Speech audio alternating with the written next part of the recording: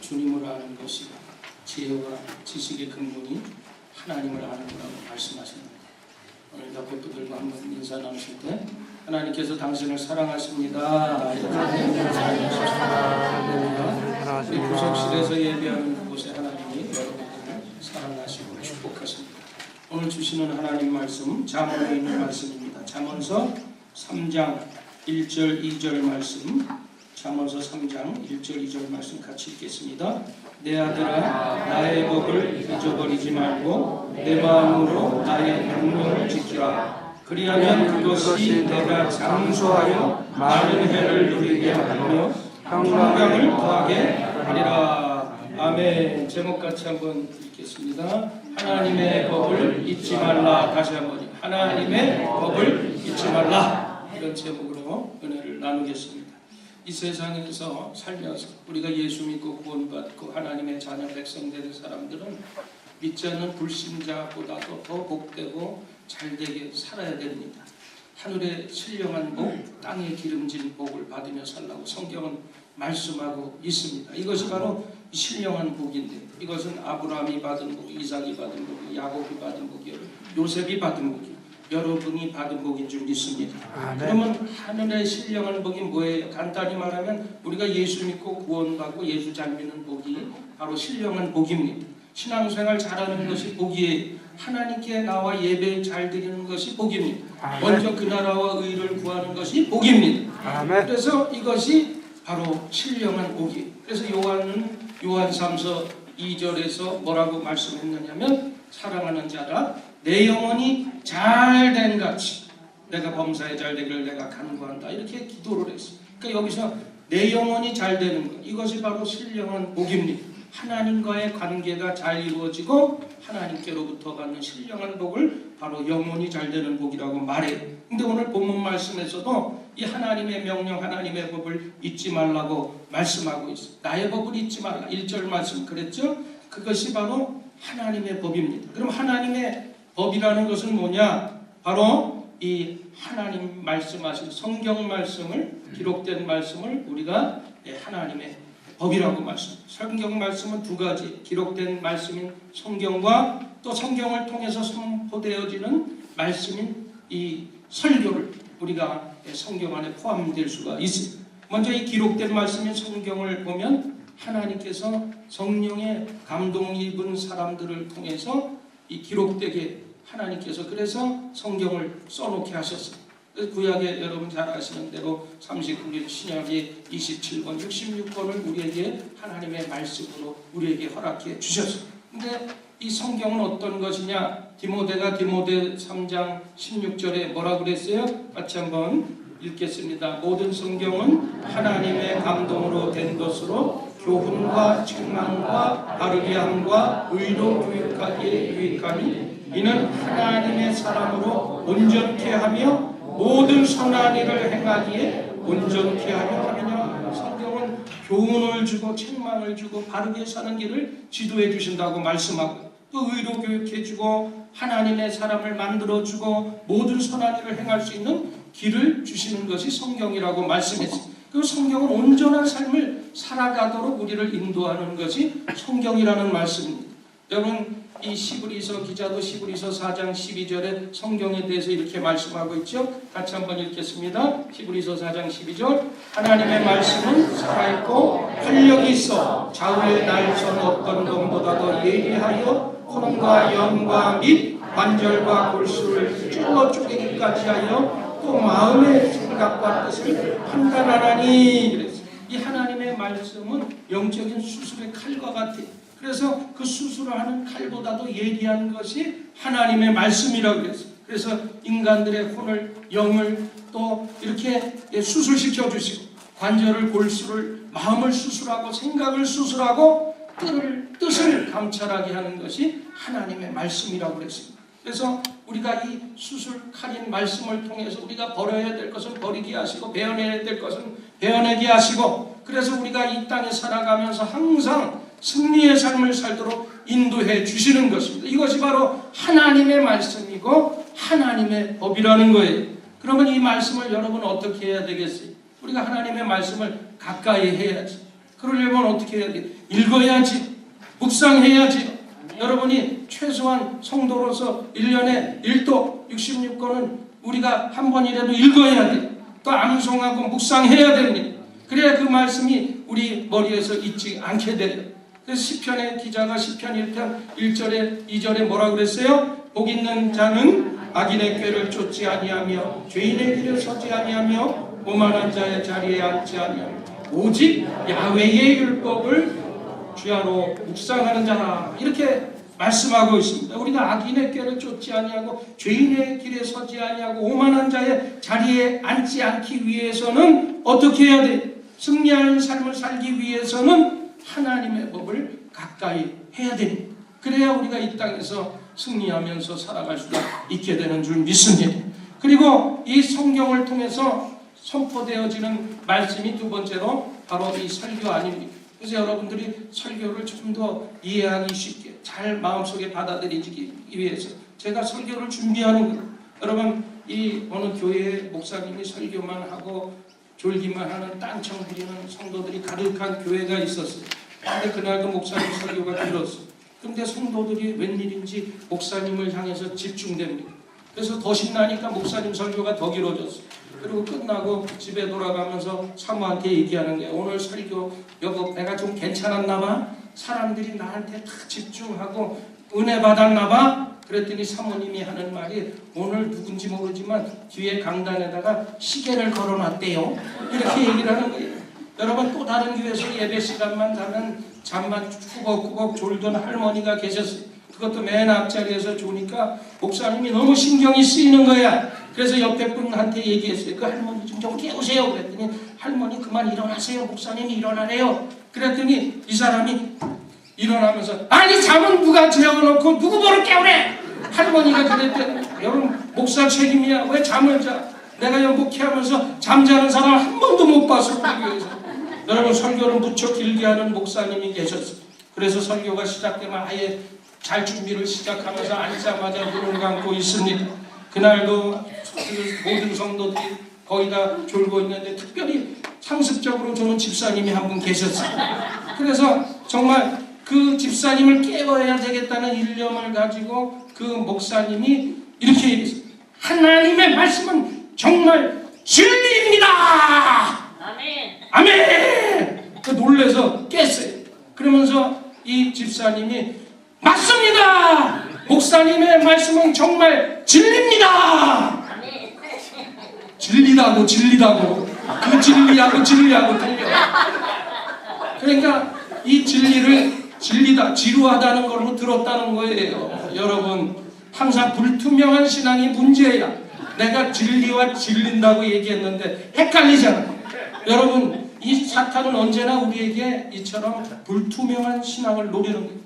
내가 얼마나 오래 신앙생활했나, 내가 무슨 직분을 받았나, 이게 중요한 거 아니에요. 내가 얼마나 목적이 분명하고 정말 신앙의 믿음과 확신을 가지는 것이 중요한 것입니다. 그래서 우리는 지금은 자다가 잘 깨야 돼. 수명 상태에 있는 신앙은 아무런 영향력을 발휘하지 못합니다.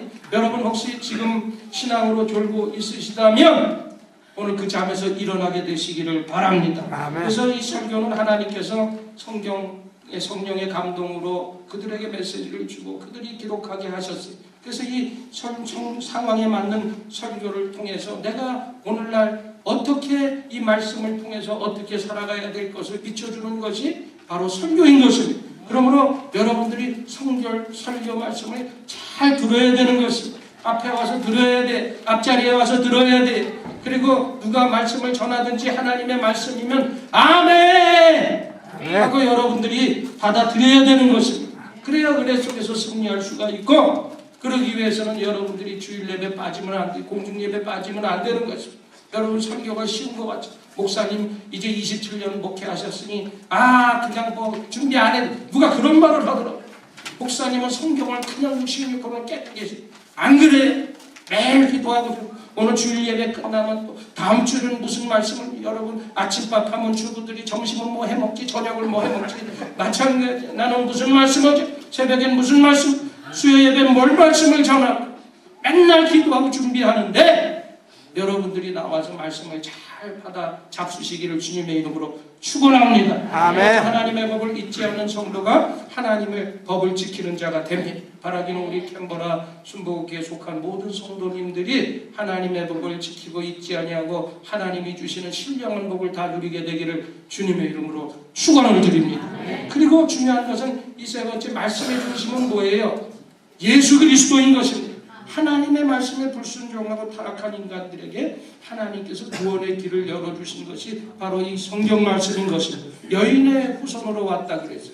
창세기 3장 15절 말씀에 보면 이제 예수님께서 여인의 후손으로 오실 것을 예언하고 있는데 우리 보통 사람들은 다 남자의 후손으로 왔는데 예수님은 여인의 후손으로 왔어요. 우리는 다 모든 죄인입니다. 그래서 하나님 죄 짓지 않는 분이 오늘 오셔야 우리의 죄를 씻어야 될 거 아닙니까? 그래서 성령으로 잉태되게 하셔서 육신의 몸을 입고 이 땅에 오셔서 십자가에서 죽으시기까지 우리를 사랑하신 그 피, 바로 이 성령으로 잉태하면서 오신 여자의 후손으로 오신 분이 예수님이, 그래서 예수님은 죄 없는 사람이 되기 때문에 우리의 죄를 해결하실 수가 있었던 것입니다. 그래서 예수님은 십자가에서 피를 흘려주셨어요. 그 피를 믿는 자마다 죄 씻음을 받는다고 말씀하고 있어요. 깨끗함을 받는다고 말씀하셨어요. 우리가 생각으로 죄를 지었기 때문에 예수님께서 우리를 대신해서 가시면류관을 머리에 씌우셔서 피를 흘리셨어요. 우리가 손으로 지은 범죄 때문에 예수님께서는 십자가에서 손에 대못을 박히셨어요. 발로 지은 죄 때문에 예수님이 그 큰 대못이 발에 박혔던 것입니다. 우리가 육신으로 몸으로 죄를 지었기 때문에 예수님은 그 창으로 옆구리로 찔려서 피를 흘리게 되신 거예요. 그러므로 여러분 누구든지 예수님을 피를 믿으면 죄 씻음을 받게 되는 줄 믿습니다. 아멘. 다른 피를 가지고는 안 돼요. 오직 예수 그리스도의 거룩한 피, 그 피로만 구원받는 것을 믿으시기를 바랍니다. 나의 죄를 씻기는 예수의 피밖에 없다고 찬송을 말하고 있어요. 다시 정치하는 것도 예수의 피밖에 없다고 말씀하신 것이 그 피를 의지하게 되시기를 바랍니다. 그것이 하나님의 법이고 하나님의 명령이 그 성경 66권의 그 모든 중심의 메시지가 바로 예수 그리스도인 것입니다. 그래서 우리가 예수 중심으로 살아갈 때 하나님이 우리에게 큰 복을 허락해 주시는 것을 믿으시기를 바랍니다. 그러면 두 번째로 크게 우리가 하나님의 법을 잊지 아니하고 살아가면 하나님이 그냥 놔두시지 잘 않아요. 오늘 어떤 복을 주신대요? 2절 말씀에 보니까 뭐라고 되어 있어요? 그리하면 그것이 너로 장수하여 많은 해를 누리게 하고 평강을 더해 주신다고 말씀하고 있습니다. 첫 번째로는 이 장수의 복을 더하신다. 건강하게 장수하는 것이 복 중에 복이지. 그래서 여러분 모두가 건강하게 장수하게 되기를 주님의 이름으로 축복합니다. 네. 장수에 대한 성경에 또 한 것이 있습니다. 그것이 신약성경 에베소서 6장 1절에서 3절 말씀인데 같이 한번 읽어보십시다. 자녀들아 너희 부모를 주 안에서 순종하라. 이것이 옳으리라. 내 아버지와 어머니를 공경하라. 이것이 약속 있는 첫 계명이니 이는 내가 잘 되고 장수하리라. 아멘. 아멘. 오늘 부모님께 순종하고 공경하래. 그런데 순종하고 공경하는 것은 마땅한 것이고 옳은 일인데 하나님께서 그 부모에게 공경하고 순종하면 이 땅에서도 잘 되게 하지만 장수하게 해주시겠다는 약속을 우리에게 주셨어요. 이 장수의 복을 받아야 이 장수의 복은 우리가 대를 이어서 또 우리의 자녀가 또 계속 그 축복을 이어가는 가문의 축복을 얘기하는 거예요. 그래서 여러분들이 꼭 육신적인 100세 살고 100세 이상 살고 그것만 복이 아니라 우리가 이러한 대를 이어서 신앙의 가문으로 이어지는 그러한 축복, 그러한 장수의 복이 여러분의 가정에 있기를 주님의 이름으로 축원을 드립니다. 그 다음에 이제 어떤 복이 있대요? 아까 2절 말씀해 보니까 그리하면 그것이 너로 평강의 복을 더하겠다. 여러분 무조건 오래 사는 것만이 복이 아니 건강하게 오래 살아야 평안하게 오래 살아야지. 그것이 복이지. 골고루 하면서 오래 살면 사실은 다른 분한테 가족들한테 민폐를 끼칠 수가 있어. 물론 우리의 마음 같아서는 그런 상태에서도 계시면 좋겠다. 그런 마음이 우리 자녀들 속에는 있지만 기왕이면 여러분 우리가 건강하게 평화롭게 오래 사는 것이 바로 축복인 것입니다. 아무리 재물을 가졌더라도 평안하지 않으면 소용이 없어요. 세상적인 지위도 마찬가지, 권력을 가져도 마찬가지. 우리가 아무리 많이 배우고 지식이 많아도 석박사가 몇 개를 가지고 있어도 아무런 필요가 없어요. 인기가 많아도 마찬가지.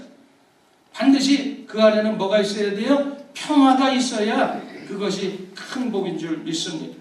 제가 섬기던 교회에서 우리 집사님이 아주 열심히 있는 구역장까지 하던 집사님인데 한남동 쪽에 큰 하여튼 사업을 하는 분은 집에 도우미로 이제 취직이 돼서 일을 합니다.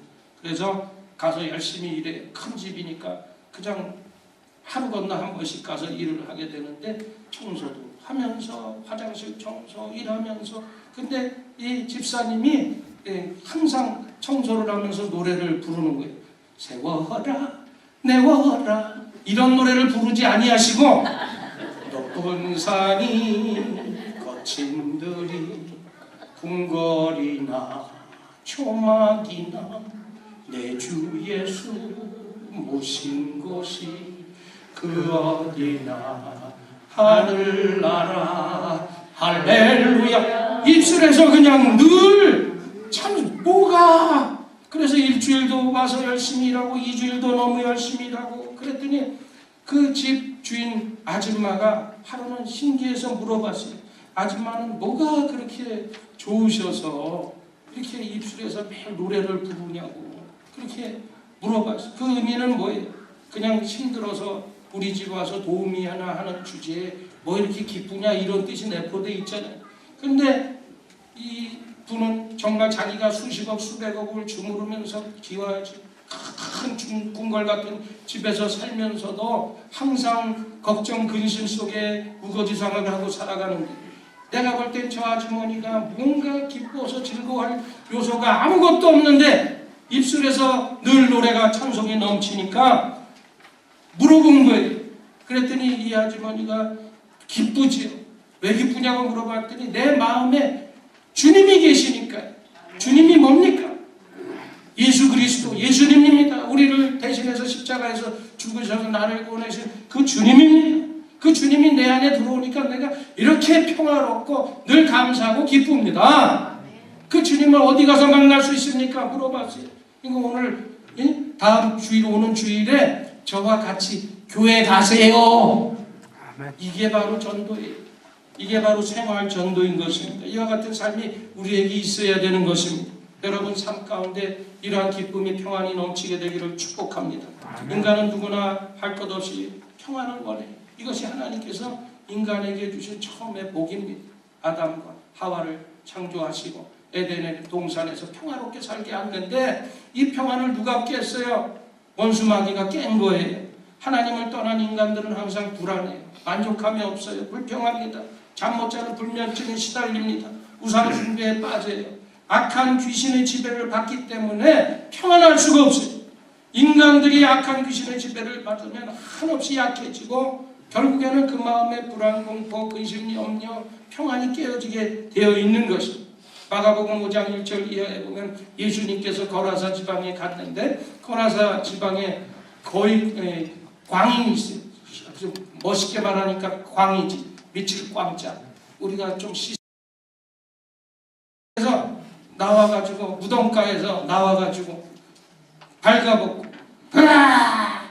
사람들 지나가는데 수치심도 없어요. 그래서 그 미친 사람을 쇠사슬로 묶었는데도 힘이 얼마나 센지 끊어버려요. 그리고 주체할 수 없어요. 부끄러움도 없어요. 그리고 자기가 막 자해를 하는 거예요. 이 마귀에게 노예가 되면 이렇게 되는 거예요. 결국에는 자살 충동까지 일어나게 되고 스스로 목숨을 우리가 종종 연예인들 자살 소식들 듣게 보는데 귀신에 사로잡히면 부끄러움이 없어. 옷도 벗어던지고 부끄러움도 못. 그게 바로 미친 거예요. 악한 귀신, 더러운 귀신이 들어가면 평안이 깨져요. 가정이 파괴됩니다. 대인관계가 파괴됩니다. 사회가 어지러워져요. 평화가 깨집니다. 그래서 예수님께서도 주기도문의 마지막 부분에 뭐라고 그러셨어요? 우리를 시험에 들지 않게 하옵소서. 다만 악에서 구하옵소서. 이렇게 기도하라고 가르쳐 주신 거예요. 우리는 마귀가 주는 시험을 이겨야 됩니다. 악령의 미혹을 이겨야 됩니다. 그래서 우리가 신앙생활을 해야 되고 믿음 생활을 해야 되는 거예요. 믿음 생활은 큰 복 받는 생활입니다. 그 큰 복의 제1조가 뭐냐? 바로 예수 그리스도가 나의 구주임을 확신하는 그 고백이 내 마음 가운데 내 삶 가운데 있어야 되는 거예요. 예수 그리스도만이 인간의 문제를 해결해 주십니다. 사회 문제, 국가의 문제, 세계의 문제, 나의 문제를 깨끗하게 해주실 분은 다른 분이 없어요. 오직 예수님밖에 없습니다.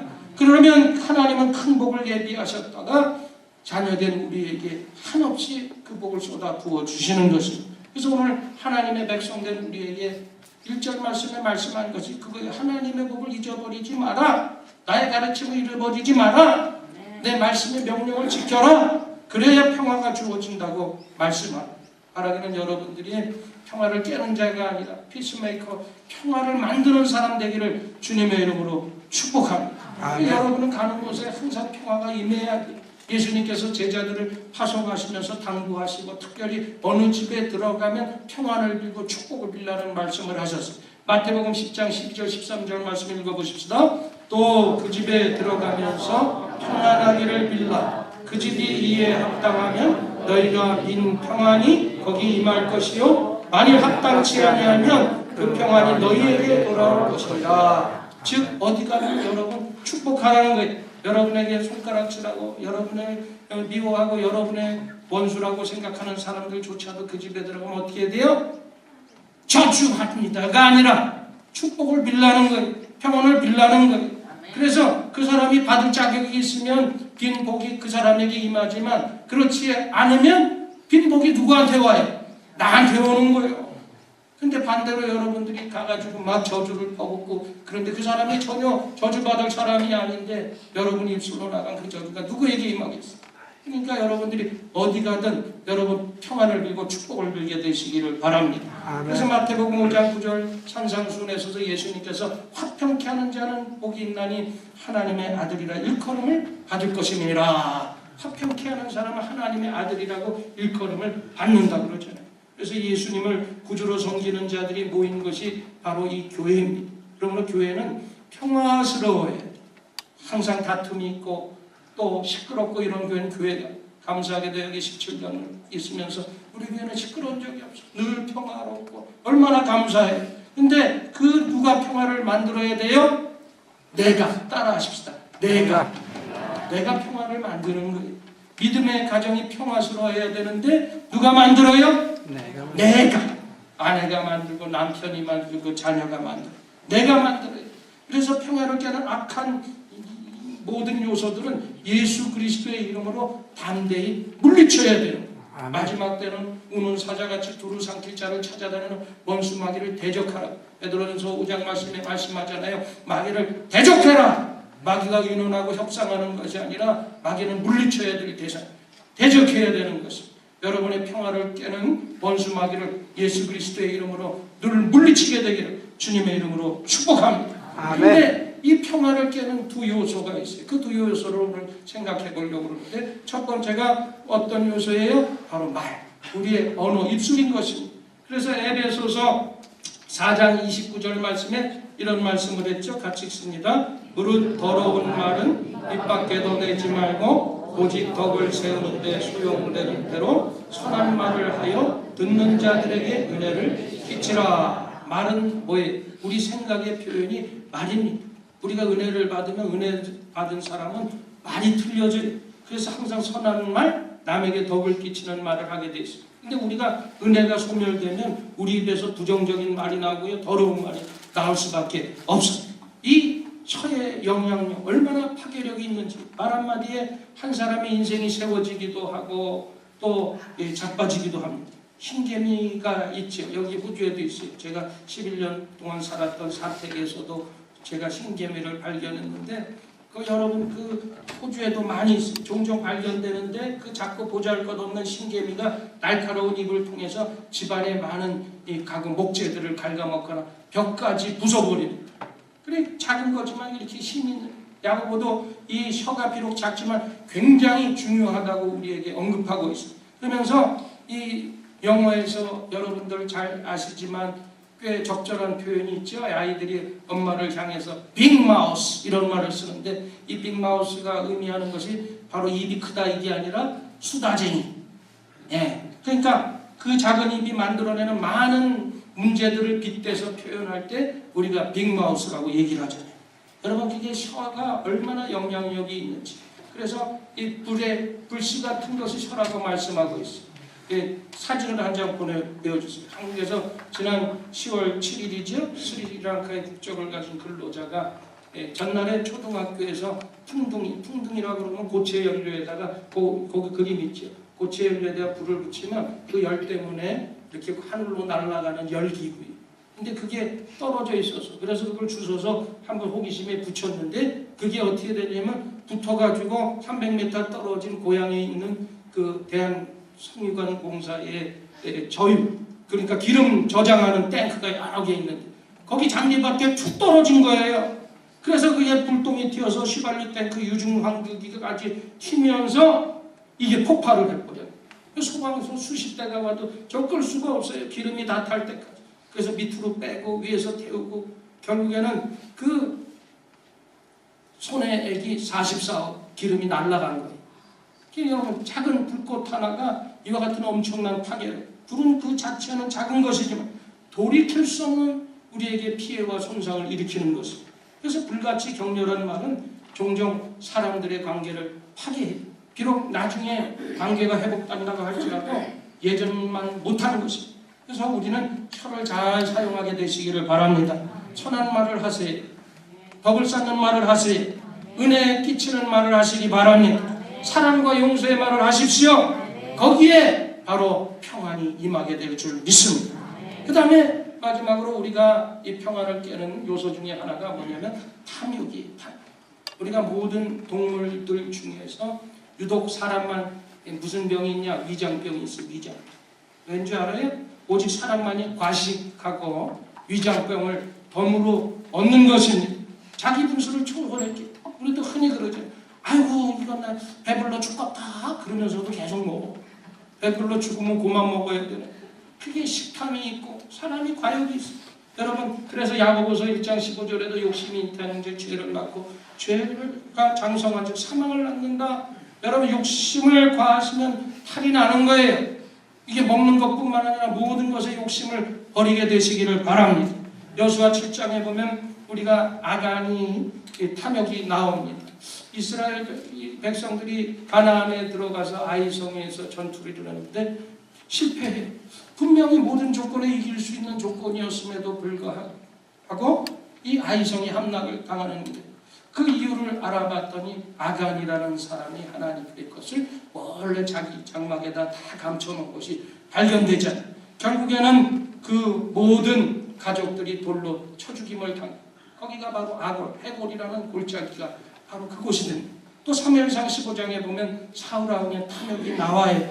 그래서 자식까지도 멸망하죠. 기본 전투에 가서 그 세 아들을 잃게 되고 사울왕도 자기가 자기 부하보로 정말 그 블레셋 사람에게 죽느니 너한테 죽는 게 낫겠다 생각했지만 차마 왕을 어떻게 죽여?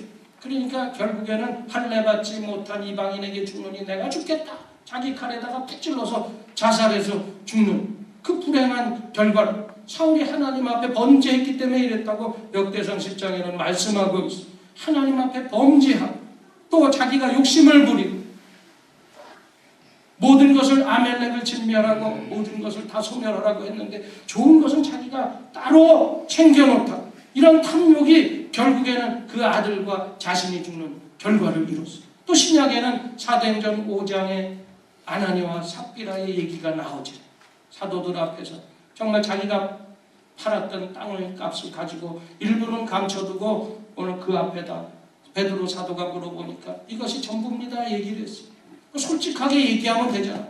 내가 일부는 어떻게 해서 내가 뭐가 필요해서 했습니다 그랬는데 이것은 그냥 단순히 이 속이는 것이 아니라 성령을 속였기 때문에 그 자리에서 혼이 나가서 죽잖아요. 3시간 후에 삽비라 자기 아내가 왔어요.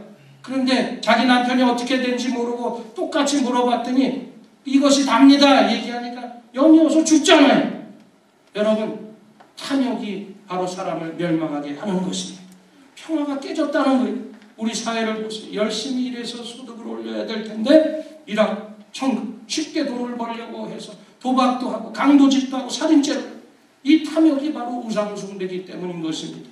그러므로 골로새서 3장 5절에 뭐라고 그랬어요? 같이 읽습니다. 땅에 있는 지체를 죽이라. 곧 음란과 부정과 사욕과 악한 정욕과 탐심이니 탐심을 우상숭배니라. 여러분 탐욕을 버리시기를 바랍니다. 탐욕을 버리면 욕심을 버리면 우리가 평화로워져요. 전부 탐욕 때문에 걱정하고 근심하고 염려하는 거예요. 마음을 비세요. 탐욕을 버리세요. 그러기 위해서 어떻게 돼요? 주님의 은혜를 받으면 되는 거예요. 여러분 세상이 알지 못하는 평안을 예수님이 우리에게 주셨습니다. 요한복음 14장 27절 말씀 같이 한번 읽어보십시다. 평안을 너희에게 끼치노니 곧 나의 평안을 너희에게 주노라. 내가 너희에게 주는 것은 세상이 주는 것과 같지 아니하니 너희는 마음에 근심하지도 말고 두려워하지도 말라. 아멘. 이런 평안 어떻게 받아요? 오늘 우리 힘으로 안 됩니다. 그래서 우리가 성령 충만함 받아야 돼. 그러면 이길 수가 있는 것입니다. 여러분 항상 하나님의 말씀을 가까이 하시기 바랍니다. 그리고 항상 하나님의 말씀을 잊지 않으시기를 바랍니다. 항상 하나님의 말씀을 지키려고 애쓰시고 힘쓰시기를 바랍니다. 그래서 하나님이 약속하신 이 땅의 장수의 복과 평강의 복을 다 받아 누리게 되시기를 주님의 이름으로 간절히 축원드립니다. 우리 말씀 생각하면서 기도하십시오. 하나님의 이 법을 또 우리가 잊어버리지 아니하고 또 이 말씀의 가르침을 잊어버리지 아니하고 그 명령을 마음속에 깊이 새겨서 하나님 주시는 그 복을 이 땅에서도 누리며 이 신령한 복을 증거하며 살아가는 우리들 다 되게 하여 주옵소서. 여러분 어떤 문제 가지고 나오셨어요? 어떤 질병 가지고 나오셨어요? 오늘 그 모든 기도의 제목 놓고 우리 주여 한 번만 부르고 통성으로 한번 기도합시다. 주여 아버지 하나님 감사합니다.